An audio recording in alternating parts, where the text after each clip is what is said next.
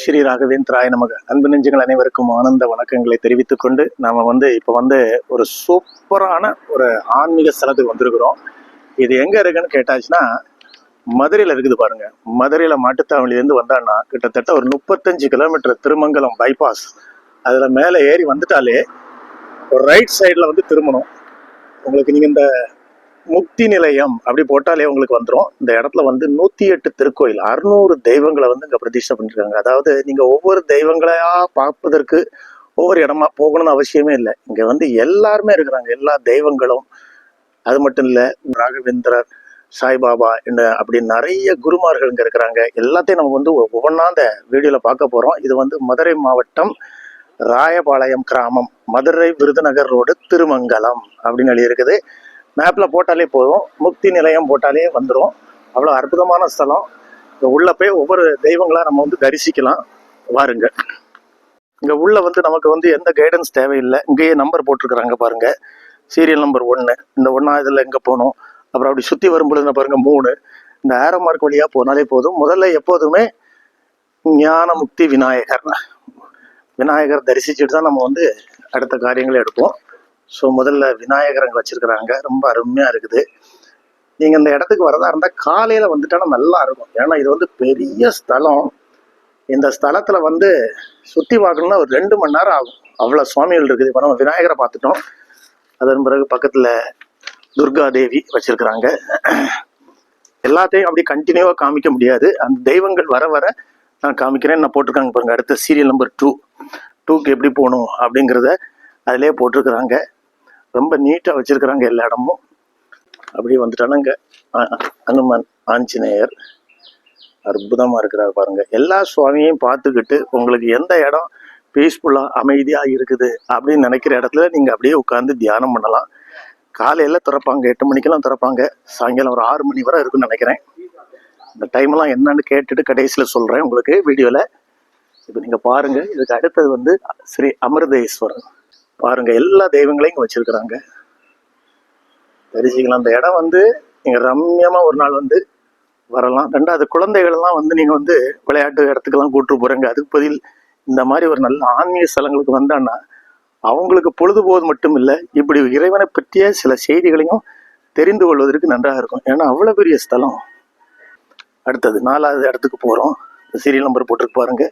சும்மா அந்த வெளிப்புறம் காமிக்கிறேன். நிறைய இடங்களெல்லாம் நம்ம அந்த பாதையில தான் போயிட்டு இருக்கிறோம். ஆனாலும் சும்மா சுற்றி காமிக்கிறேன் உள்ள என்னெல்லாம் இருக்குது. இன்னும் உள்ள போகுது. நான் ஒரு ஸ்கிரீன்ஷாட் நான் உங்களுக்கு இதோட மேலேருந்து காமிக்கிறேன். அதில் பார்த்தோன்னா அந்த ஏரியா ஃபுல்லாக உங்களுக்கு தெரியும். இப்போ 4வது இடம் நான் சீரியல் நம்பர் போட்டிருக்குது. அந்த இடத்துக்கு போகிறோம். இப்போ இங்கே போயிட்டு உள்ள பார்த்துட்டு இங்கே வரும்பொழுது நம்ம சீரியல் நம்பர் 6ன்னு வருது. இங்கே போகணும். அடுத்தது ரொம்ப அமைதியான சூழல், நல்ல தியானத்துக்கு ஏற்ற மாதிரி ஒரு இடம். நான் சிட்டிலேருந்து கிட்டத்தட்ட 35 கிலோமீட்டர் தான், ரொம்ப தூரம் கிடையாது. நாங்கள் காலையில் ஒரு 1/2 மணி நேரத்தில் ட்ராவல் பண்ணி வந்துட்டோம் மதுரையிலேருந்து. உச்சிஷ்ட கணபதி, ஸ்ரீ விக்ன கணபதி, க்ஷிப்ர கணபதி, ஹேரம்ப கணபதி அப்படின்னு சொல்லி நிறைய பிள்ளையார் சிலை வச்சிருக்கிறாங்க பாருங்க. அதாவது நீங்க இந்த கணபதியை பார்க்க முடியலையே, அந்த கணபதியை பார்க்க முடியலையே, எல்லாமே ஒரே கணபதி தான். இருந்தாலும் நம்ம நிறைய பேர் வச்சிருப்போம் இல்லையா. நட்சத்திரப்படி வச்சிருக்காங்க. என்ன பாருங்க, நட்சத்திரப்படி சுவாமிகள். விசாக நட்சத்திரம்னா இந்த சுவாமி பாருங்க. இங்க பார்த்தோன்னா அனுஷம் நட்சத்திரம்னா இந்த சுவாமி. கேட்டை நட்சத்திரம், எங்க அப்பாவுடைய நட்சத்திரம் கேட்டை. அவரையும் தரிசிச்சிட்டோம். அவருடைய ஆசிரமம் குருராஜர் யூடியூப் சேனல்ல ராகவேந்திரர் இல்லாம எந்த இதையும் பதிவிட மாட்டோம். ஆனா இவ்வளவு தெய்வங்களையும் பார்த்த உடனே எனக்கு பதிவிடணும் தோணுச்சு. அது மட்டும் இல்லை, இங்க ராகவேந்திரர் இருக்கனால தானா அங்க வந்துருச்சு. இங்க இந்த ஸ்ரீ பிராண சக்தி தேவதை. நம்ம ராகவேந்திரர் எங்க இருக்கிறாருன்னு எனக்கு தெரியல. உள்ள போயிட்டே இருக்கிறேன், பார்ப்போம்.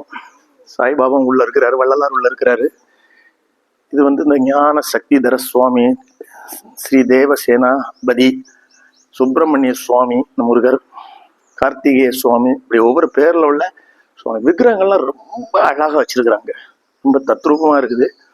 நான் ரொம்ப பக்கத்துல போகலை, ஏன்னா அதுக்குன்னு ஒரு ஐதீகம் இருக்கு இல்லையா, அதை நம்ம பின்பற்றணும். எல்லாத்துலயும் இங்க பேர் இருக்குது. இங்க யாருடைய கைடன்ஸும் தேவையில்லை. இந்த இருக்கிறாரு பாருங்க. ஆஹா, நம்ம தேடி வந்த சுவாமிகள், அதாவது ராகவேந்திர பக்தர்களுக்கு ஸ்ரீமன் மத்வாச்சாரியா இருக்காரு. ஸ்ரீமன் மத்வாச்சாரியார். இப்பதான் சொன்னேன் எங்க இருக்காருன்னு தெரியலன்னு. அதே மாதிரி இங்க ஸ்ரீ ராகவேந்திரர் அழகா இருக்காரு பாருங்க, அம்சமா அருமையா இருக்குது. ஒரு ராயர் வந்து உள்ள பிருந்தாவன தோட்டத்தில் இருப்பார். நான் தான் அதை தான் பதிவிட்டிருந்தேன். அதை நம்ம வந்து இந்த தொடர்ந்து இந்த பதிவை பாருங்கள். எல்லா சுவாமிகளும் தரிசித்து வரும் பொழுது அந்த சுவாமியும் தரிசிக்கலாம். இப்பொழுது இந்த மத்வாச்சாரியாரோட இருக்கக்கூடிய இந்த ராகவேந்திர சுவாமியை வெளியே வந்து வெளிப்பிரகாரத்தில் வச்சுருக்கிறாங்க. உள்ளேயும் சில விஷயங்கள் வந்து வித்தியாசமாக இருக்குது. இங்கே நம்ம பார்க்குற நவகிரகங்களாக இருக்கட்டும், ராசி தெய்வங்களாக இருக்கட்டும், அங்கே வந்து உள்ளே வந்து வேறு ஒரு அமைப்பில் சூப்பராக பண்ணியிருக்கிறாங்க.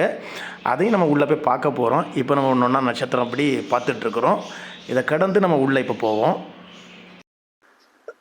அதே மாதிரி இங்கே பார்த்தோன்னா அவிட்ட நட்சத்திர சுவாமிகள், இதே மாதிரி சதயம் சுவாமிகள். அதனால எல்லா நட்சத்திரம் வழியாக காமிக்க முடியல.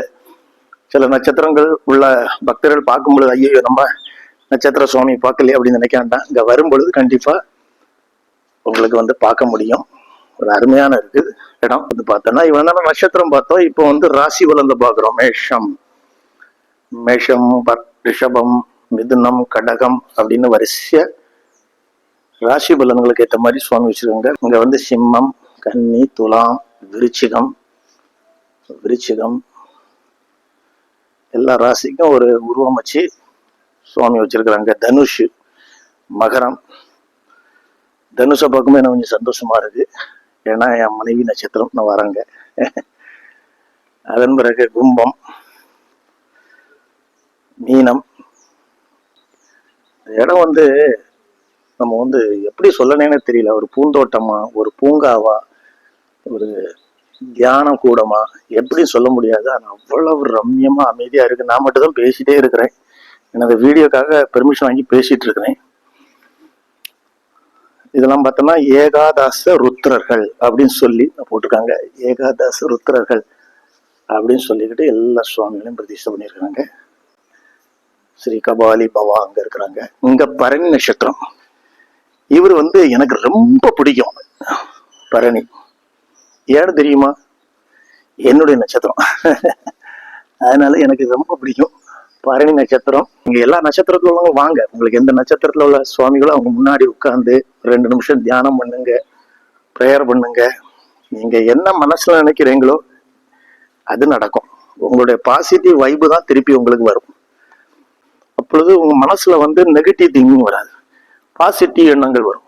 பாசிட்டிவ் எண்ணம் வரும்பொழுது ஆட்டோமேட்டிக்கா நீங்க நினைக்கிற எல்லா விஷயங்களும் நல்லபடியா நடக்கும். மிருக சீர்ஷம் இந்த நட்சத்திரத்தை பார்க்கும் பொழுது நிறைய பக்தர்களுக்கு சந்தோஷமா இருக்கும். ஏன்னா இது நமது ராகவேந்திர சுவாமியோட நட்சத்திரம். ராகவேந்திர சுவாமிக்கு பொதுவா திதியில் தான் எல்லாம் பார்ப்பாங்க. பிறந்தநாள்னா பால்குண சப்தமி திதியும் சொல்லுவாங்க. அவருடைய நட்சத்திரம் மிருக சீர்ஷம். எனக்கு இன்னும் ஒருபடி மேல சந்தோஷம், என்னுடைய பையன் மிருக சீர்ஷம். தெரிஞ்ச விஷயங்கள் அப்படி பார்க்கும் பொழுது ஒரு சந்தோஷம். பூசம் நட்சத்திரம், வள்ளலாருடைய நட்சத்திரம் பூசம் அப்படிம்பாங்க இல்லையா. தைப்பூசம்னா மிக பிரம்மாண்டமா இருக்கும் ஜோதி தரிசனம். அப்படிப்பட்ட வள்ளலாருடைய பிறந்த பூச நட்சத்திரம் அதனுடைய சுவாமிகள். பழமுதிர் சோலை முருகன். இது எப்படின்னா நிறைய முருகரை வச்சிருக்கிறாங்க. எப்படின்னு பார்த்தீங்கன்னா இது ஸ்ரீ பழமுதிர் சோலை முருகன் வள்ளி தெய்வானை. பார்த்துக்கோங்க.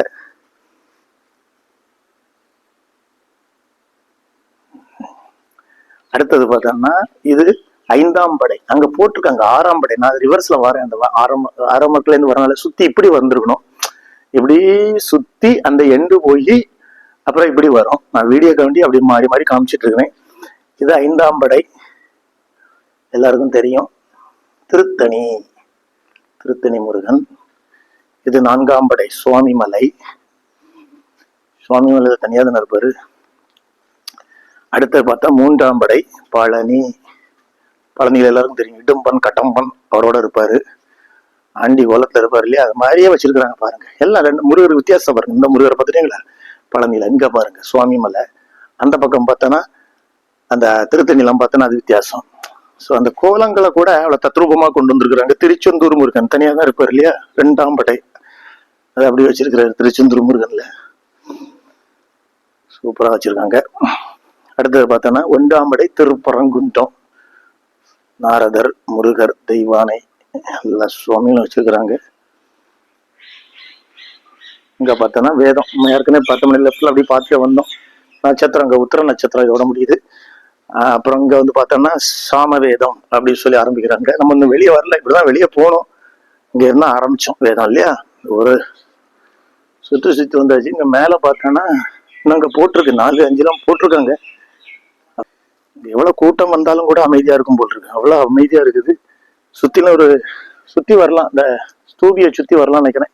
ஆனா உங்களுக்கு பிந்து மாதவன், ஸ்ரீவேணி மாதவன், சேது மாதவன், வாஞ்சி வரதர்ன்னு சொல்லிக்கிட்டு மாதவனுடைய அம்சங்கள் எல்லாம் இங்க சுவாமியா வச்சிருக்கிறாங்க விக்கிரங்களோட.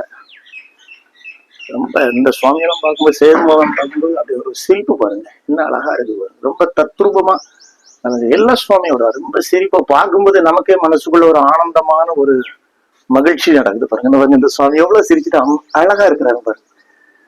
அதனாலதான் உருவ வழிபாடு இந்துல வந்து ரொம்ப விசேஷமா இருக்கும். பார்க்கும்போது நம்ம மனசே சந்தோஷமா இருக்குன்னா பாருங்க. இங்க வந்து சுப்பிரமணிய சுவாமி, கர்நாடகா குக்கி. அதாவது பாருங்க, நீங்க தமிழ்நாடுலாம் இல்ல, கர்நாடகா குக்கியில வந்து சுப்பிரமணியர் எப்படி இருக்கிறாரு, அதை அப்படியே இங்க வந்து வச்சிருக்கிறாரு பாருங்க. நாகருக்கு முன்னாடி அப்படி ஜம்முனு வேலோட இருக்காரு பாருங்க. இது வந்து காளிங்க, ஸ்ரீ காளிங்க நர்த்தனர், நர்த்தன ஆடுவார் பார்த்தீங்களா. எல்லாமே வச்சிருக்கிறாங்க. இங்க நாகர், நிறைய நாகர். இப்பதான் அபிஷேகம்லாம் பண்ணி அகர்பத்தி எல்லாம் ஏற்றி வச்சிருக்கிறாங்க. வஸ்திரம்லாம் கொடுத்து நினைச்சு பாருங்க. இந்த சுவாமி எல்லாத்தையும் வந்து காலையில எல்லாம் ரெடி பண்ணி இல்லையா. அடுத்தது அப்படி 7 முடிச்சிட்டோம். 6, 7 முடிச்சு 8 அந்த பக்கம் இருக்குது. 9வது இடத்துக்கு வரோம். 9 இந்த பக்கம் போட்டிருக்காங்க.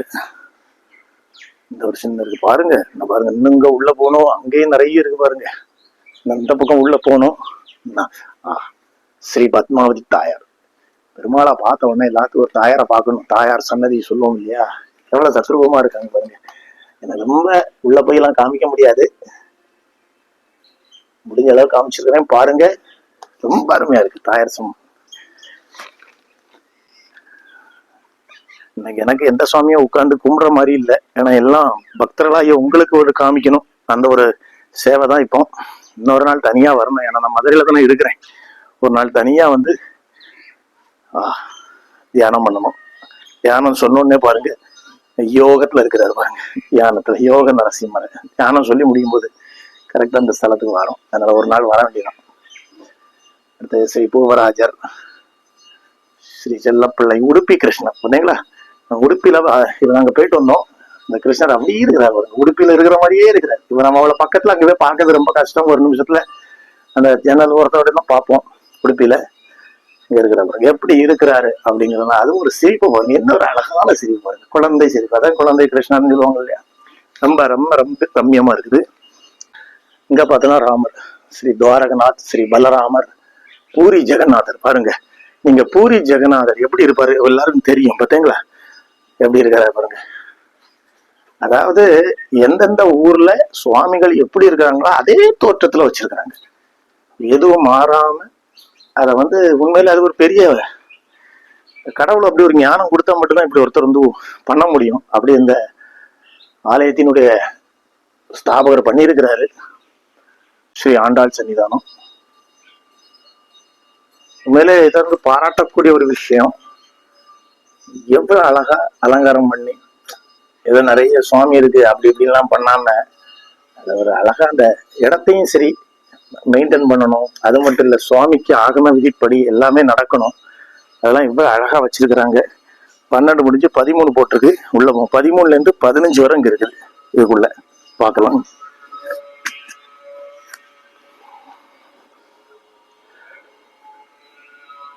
அவதாரங்கள் 10 அவதாரம் சொல்லுவோம் இல்லையா. அந்த 10 அவதாரத்தை இங்க வச்சிருக்கிறாங்க. நம்ம குமரி மந்திராலயத்துல வந்து 2 பக்கம் வச்சிருந்தோம் அவதாரம். அதே மாதிரி இங்க சுவாமியை தனியாவே எல்லா அவதாரத்தையும் வச்சிருக்கிறாங்க. கல்கி அவதாரம் வர இந்த பக்கம் மிச்ச உள்ள அவதாரம் பார்க்கலாம். அவதாரத்துல எந்த இருக்குதுன்னா பாருங்க, மச்ச அவதாரம், கூர்ம அவதாரம், வராக அவதாரம், நரசிம்ம அவதாரம், வாமன் அவதாரம், அப்புறம் மற்ற 5 அவதாரங்கள், கல்கியோட 10 அவதாரங்கள். அதெல்லாம் படிச்சு பார்த்தான்னா நமக்கு எப்போதுமே ராகவேந்திர பக்தர்களுக்கு ரொம்ப பிடிச்ச சுவாமிஜின்னு சொல்லலாம்னா நரசிம்மர் பாருங்க. எத்தனை நரசிம்மர் வச்சிருக்கிறாங்க பாருங்க. இதுல பார்த்தோன்னா செவ்வாய் ஜுவால நரசிம்மர், இது வந்து குரு நரசிம்மர், இது சுக்கிர நரசிம்மர். பாருங்க அந்த நவகிரகத்தின் அடிப்படையில் நரசிம்மர் வச்சிருக்கிறா பாருங்க. இது வந்து ஸ்ரீ அகோபிலம். நீங்க அகோபிலம் போக முடியலையேன்னு வருத்தப்பட்டா இங்க அகோபிலம் நரசிம்மர் இங்க இருப்பார். இங்க போனா ஸ்ரீ மலோலா நரசிம்மர். எனக்குலாம் நான் அந்த இடம்லாம் போக முடியல அப்படின்னு நினைக்கிறவங்க இங்க வரணும். வராக நரசிம்மர், ஸ்ரீ கரஞ்சிய நரசிம்மர், ஸ்ரீ பார்கவ நரசிம்மர் அப்படின்னு வந்தோன்னா அடுத்தது ஸ்ரீ யோகானந்த நரசிம்மர், ஸ்ரீ சத்திரவட நரசிம்மர், ஸ்ரீ பாவன நரசிம்மர். எப்படி இருக்கு பாருங்க. எல்லாத்துக்கும் பேரும் போட்டுருக்காங்க பாருங்க. சனி, கேது, புதன். ஸோ எல்லா பரிகார ஸ்தலம் மாதிரி அவ்வளவுமே இங்க இருக்குது. ரொம்ப ஆன்மீக ஸ்தலம். நரசிம்மரை தரிசிச்சுட்டு வந்தோம்னா இங்க வந்து ரொம்ப விசேஷமான ஒரு சுவாமிஜி ஸ்ரீ ஹயக்ரீவர்.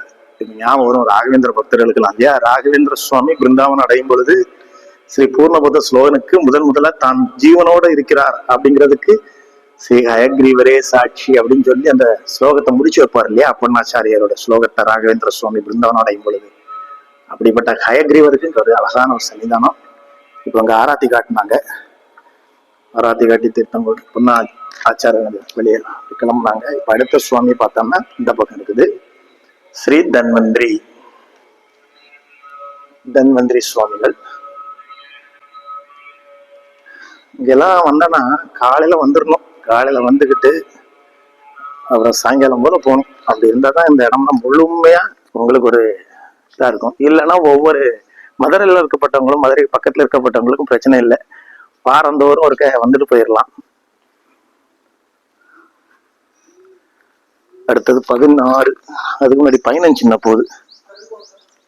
இங்கதானா 15? 16 இருக்கு. 16 நான் அந்த வீடியோ எடுத்துட்டு வரனால சீரியல் நம்பரை கவனிக்காம வந்துட்டு இருக்கிறேன். இங்க நட சாத்தி இருக்குது. ஸ்கிரீன் போட்டிருக்காங்க. ஏதோ பூஜை நடக்குதுன்னு தெரியல. இது பெருமாள் சன்னிதானம். ஆகா, இந்த பெருமாளை போட்டோ எடுக்கணும்னு சொன்னால நான் காமிக்கல. அதாவது இங்க இருந்த சன்னிதானம் வீடியோ எடுக்கணும்னு சொன்னதுனால நான் மூலவரை காமிக்கல. நம்ம வெளியே அப்படி நிறைய சுவாமிகள் பார்த்தோம். ஆனா கோயில் மாதிரியும் இங்க உள்ள இருந்துகிட்டு, அதாவது கோயிலுக்குள்ள கோயில் மாதிரி இந்த இடம் இருக்குது. இதுதான் நம்ம அந்த மூலவரை காமிக்கல. இதுக்குள்ள வந்து பார்த்தா யார் இருக்காங்க தெரியுமா?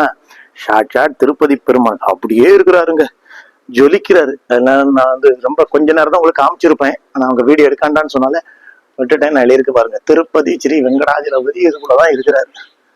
இந்த அறைக்குள்ள உள்ள வந்து பார்க்கலாம். அதுக்கடுத்து நேராக 17ஆவது சன்னிதானம் இதா இருக்குது.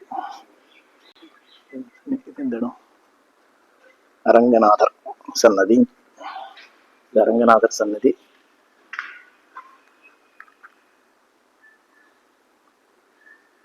பள்ளி கொண்டிருக்கிறார் பாருங்க. ஆஹா, அருமையா இருக்குது. அற்புதமான ஸ்தலம்.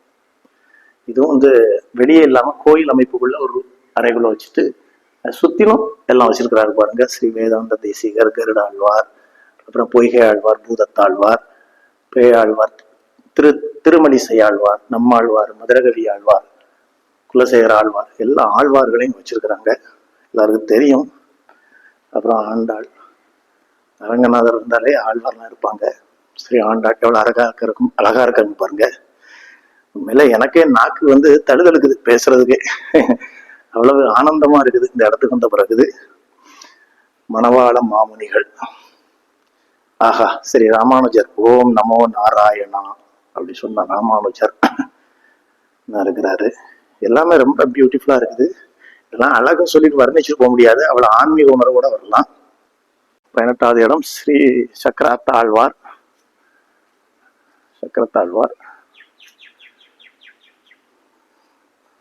அடுத்தது 19. எல்லாமே நாகருங்க, வித்தியாசமா இருக்குது. இதெல்லாம் பேர்லாம் எழுதி போடல. இது என்ன அம்சம்லாம் எனக்கு தெரியல. ரொம்ப இதா இருக்கும். குண்டலினி சக்திலாம் நாகத்தை ஒப்பிட்டு சொல்லுவாங்க. ரொம்ப அதாவது ரொம்ப தத்ரூபமா செதுக்கியிருக்கிறாங்க. ஒவ்வொன்றையும் ஒவ்வொரு உணர்வு வருது பார்க்கும் பொழுது. அந்த உணர்வை தூண்டுறதுக்கு தான் இந்த சிலாரூபங்கள்ல நமக்கு நம்மளோட நல்ல உணர்வுகளை தூண்டணும், தியான சக்தியை அதிகரிக்கணும். அதுக்கப்புறம் நீங்க எல்லாரையுமே உள்ளே கொண்டு வந்துருவீங்க, அது வேற விஷயம். எவ்வளவு அழகா இருக்கு பாருங்க. எல்லாமே நாகர் சம்பந்தப்பட்டதுதான். அதாவது இந்த மியூசியத்துல பாக்குற மாதிரி கூட உணர்வு வரல. அதை பார்க்கும்போதே ஒரு சுவாமி பக்தி, அந்த ஆன்மீக உணர்வு எல்லாமே இருக்கு. ஏன்னா ஒரு காட்சி பொருள் மாதிரி நம்ம பார்த்துட்டு போறோம் அப்படிங்கிற உணர்வு கூட நமக்கு வரல. நின்று தரிசிக்கணும், கொஞ்ச நேரம் உட்காரணும் அப்படிலாம் தோணுது. ஆனா ஒரு தடவை எல்லாமே பார்த்துட்டானா அதுக்கப்புறம் நமக்கு எங்கெங்க தேவை வருமோ அங்கங்க உட்காந்துக்கலாம். இது வந்து அஷ்டநாக பந்தம் அப்படிங்கிறாங்க. அப்படி ஒண்ணு எல்லாமே நாகர் தான். எனக்கே ரொம்ப ஒரு ஃபீலிங்கா இருக்குது இந்த வீடியோ எடுக்கும் பொழுது. ரொம்ப சந்தோஷமா இருக்கு இந்த இடத்துக்கு வந்தது. அதுக்கப்புறம் இங்க வந்து பார்த்தான்னா லட்சுமி, எல்லா லட்சுமி, ஆதிலட்சுமி, தனலட்சுமி, தானியலட்சுமி, கஜலட்சுமி, சந்தானலட்சுமி, வீரலட்சுமி, வஜயலட்சுமி, ஐஸ்வர்யலட்சுமி அப்படின்னு சொல்லிட்டு அஷ்டலட்சுமி மாதிரி எல்லாம் பார்த்துட்டோம். அஷ்டலட்சுமிகள் அங்க பார்த்தாச்சு. உங்களுக்கு எங்க வேணுமாங்கன்னு உட்காந்து நீங்க தியானம் பண்ணலாம். அப்படிதான் அந்த அமைப்பெல்லாம் இருக்குது. சிலவங்களுக்கு சில தெய்வத்துக்கு முன்னாடி இருந்தா நல்லா இருக்கும். சரி, ஞானாம்பிகை கொஞ்சம் க்ளோஸ்அப்ல காமிக்கிறேன், கொஞ்சம் வெளிச்சம் வந்து பார்த்தா ஸ்ரீ பிரத்யங்கிரா தேவி தேவி சன்னிதானம். இதுல எல்லாத்துலயும் பார்த்தோன்னா அந்த நாகருடைய அமைப்பு வந்து ரொம்ப அழகா செதுக்கியிருக்கிறாங்க. இந்த விக்கிரகங்கள் எல்லாம் பார்த்தோன்னா தெரியும். சப்தகன்னிமார்கள் எங்க குலதெய்வத்துக்கு பக்கத்துல இருப்பாரு. சப்தகன்னிகள் வச்சிருக்கோம் நாங்க எங்க குலதெய்வத்துல, எங்க ஊர்ல. சப்தகன்னிகள் உருவத்தை இப்படி பார்க்கும் பொழுது ரொம்ப சந்தோஷமா இருக்கும். நான் யதார்த்தமா தான் இந்த வீடியோ எடுத்திருக்கிறேன். அதாவது நல்ல அப்படி ஒரு வழக்கமான பேச்சு இல்லாம, ஏன்னா எனக்கு வந்து வார்த்தைகளே வரல. பார்க்கும் பொழுது அவ்வளவு சந்தோஷமான உணர்வு தான் இருக்குது. கண்டிப்பா வரணும் எல்லாரும். ஏன்னா நம்ம வந்து வாழ்க்கையில என்னென்னமோ நேரத்தை போக்குறோம். சும்மா சினிமாவுக்கு போறோம், பீச்சுக்கு போறோம், பிசா திங்க போறோம், என்னெல்லாமோ பண்றோம். குழந்தைகளை தான் கூப்பிட்டு வந்து அவங்கள அமைதியாட்டு ஒவ்வொன்றா காமிச்சு அவங்களுக்கு விளக்கி கொடுக்கலாம். என்னென்ன சுவாமிகள், என்னென்ன விஷயங்கள் இருக்குது அப்படின்னு சொன்னா அந்த குழந்தைகளுக்கும் சரி, சிறு வயதிலே எல்லாம் அந்த எண்ணங்கள்லாம் வரும். முதல்ல வந்து இந்த 1ஆம் கிளாஸ் மாதிரி சுவாமியோட விக்கிரத்தெல்லாம் காமிச்சு அது என்னென்ன சுவாமி என்னெல்லாம் பண்ணுவாங்க, அதனுடைய தத்துவங்கள் என்ன எல்லாம் சொல்லி கொடுக்கும்போது அந்த பிள்ளைகளுக்கு ஒரு உணர்வு வரும். உணர்வு வந்தவராக அடுத்தடுத்த கட்டமா நோக்கி தியானத்தை வர போகலாம். இங்க வந்தோன்னா ஸ்ரீ முத்தீஸ்வரர், முத்தீஸ்வரர் ஆலயம். இந்த ஆலயம் தான் நிறைய இருக்குது. அநேகமா என்ன இருக்கு, பாபா சாய்பாபாலாம் இனிதான் வர்றாங்க போல் இருக்குது. இது வந்து நெருப்பு சுவாமி, ஃபயர், அக்னி, நெருப்பு சொல்லுவோம் இல்லையா அது. நிலம் பாருங்க, பஞ்சபூதங்கள் அப்படியே கொண்டு வச்சிருக்காங்க பாருங்க. நிலம், அப்புறம் இங்க வந்து பார்த்தா நீர், எதையுமே விடல. அதாவது இந்து மதத்துல வந்து என்னென்னலாம் சொல்றாங்களோ அந்த விஷயங்கள் அனைத்தையும் இங்க உருவ வழிபாடா வச்சு மக்களுக்கு புரிய வைக்கும்படி அழகா பண்ணியிருக்கிறாங்க. இப்போ நீங்கள் இங்கே பார்க்குறது வந்து அருணாச்சலேஸ்வரர் நமச்சிவாயம். உண்மையில் இந்த வீடியோ எடுக்கும் பொழுது எனக்கு எல்லா விஷயத்தையும் ஒவ்வொன்றா காமிக்க முடியாது. ஏன்னா வந்து குறிப்பிட்ட நேரத்தில் தான் நம்ம வீடியோ பார்க்க முடியும் இல்லையா. அதனால் நிறைய சுவாமிகளை ஸ்கிப் பண்ணியிருக்கிறேன். நிறைய கருவறை நம்மளால் எடுக்கக்கூடாது, அதனால் நிறைய வந்து ஸ்கிப் பண்ணியிருக்கிறேன். எங்கெங்கே வெளித்தோற்றம் முடிஞ்ச அளவுக்கு நாங்கள் காமிச்சிருக்கிறோம் அவங்கள்ட்ட பெர்மிஷன் வாங்கி. ஆனால் என்னென்னா இதை நேரில் வந்து நீங்கள் பார்த்தா தான் இதனுடைய தன்மையை வந்து நீங்கள் உணர முடியும். அதனால் நேரில் வாங்க. இந்த பதிவில் வந்து என்னால் முழுமையாக கவர் பண்ண முடியல. சில சுவாமிகளை தான் பக்கத்தில், அது என்னென்ன சுவாமி எதுவுமே நான் சொல்ல முடியல, ஏன்னா நேரம் பத்தாது. இது ரெண்டாவது வந்து இந்த வீடியோ மூலமாட்டு எல்லா உணர்வுகளையும் கொண்டு செல்ல முடியாது. இப்படி ஒரு இடம் இருக்குது, இங்கே வந்தால் நிறைய விஷயங்களை உணர முடியும் அப்படிங்கிறதுக்காக தான் நான் இதை வந்து காமிக்கிறேன். அவங்கள்ட்ட அனுமதி வாங்கி முடிந்த அளவு காமிக்கிறேன். ஏன்னா நிறைய கருவறையை வந்து நான் எடுக்க முடியாது, எடுக்கக்கூடாது. அதனால் வெளித்தோற்றமாக சில விஷயங்களை காமிச்சிருக்கேன். இன்னும் உள்ள நிறைய விஷயங்கள் இருக்குது. நீங்கள் நேரில் வந்து பார்த்தா தான் அதனுடைய தன்மை புரியும். அது மட்டும் இல்லை, ராகவேந்திரர் ஒரு பிருந்தாவனம் சொன்னோம் இல்லையா, அதையும் அடுத்த பதிவில் பார்க்கலாம்.